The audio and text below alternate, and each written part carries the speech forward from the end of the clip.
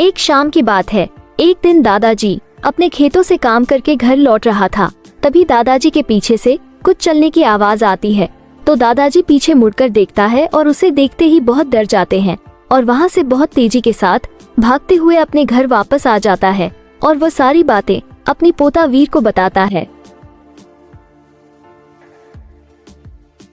क्या हुआ दादाजी, आप इतना घबराए हुए क्यों हैं?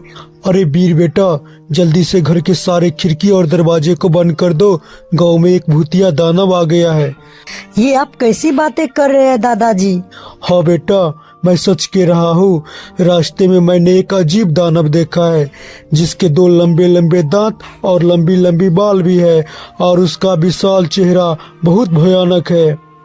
मेरा पीछा करते करते हमारे गांव तक आ गया है। वीर को अपने दादाजी के बातों पर विश्वास नहीं होता है और वह फिर आराम से बिना खिड़की दरवाजा को बंद किए ही सो जाता है।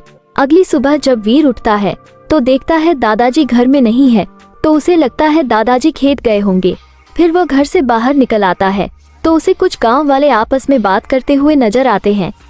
मोहन, पता है आज एक बूढ़ा व्यक्ति का किसी ने बेरहमी से खून कर दिया है। हाँ रोहन भाई, मैंने भी सुना है और चलो चल के देखते हैं। अरे ये तो बताओ कहाँ पे खून हुआ है? बंसी बाबा, गांव के साइड में झाड़ी में उसका लाश पड़ा है।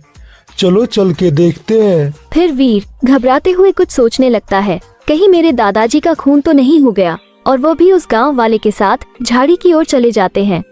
ये तो वीर का दादाजी है। हाँ, और ये हुआ कैसे?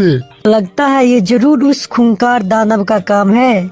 ये तुम कैसी बातें कर रहे हो? हाँ अंकल, मैं सच कह रहा हूँ। दादाजी ने उसके बारे में हमें रात में ही बता दिया था। तब मुझे भी दादाजी के बातों पे विश्वास नहीं हुआ था। अरे तब तो जल्दी ही कुछ करना होगा, नहीं तो ये दानव अब रोज किसी न किसी का खून करता रहेगा। अगर आप लोग मेरा बात माने तो मैं एक आइडिया बताता हूँ और मैं एक ऐसा तांत्रिक को जानता हूँ जो इसे भस्म कर देगा। हाँ हाँ, ये सही रहेगा। फिर मोहन, रोहन और वीर उस तांत्रिक के पास चले जाते हैं और उसे उस भूतिया दानव के बारे में बताते हैं। तांत्रिक बाबा, मेरे गांव में एक भूतिया दानव आ गया है। हाँ तांत्रिक बाबा, आज की रात उसने मेरे दादाजी का खून कर दिया है। तांत्रिक बाबा, इस वीर के दादाजी को तो हम लोग नहीं बचा पाए। अब आप ही हम लोगों को बचा सकते हैं उस भूतिया दानव से। अब तुम लोगों को घबराने की कोई जरूरत नहीं है। आज की रात उसकी आखिरी रात होगी।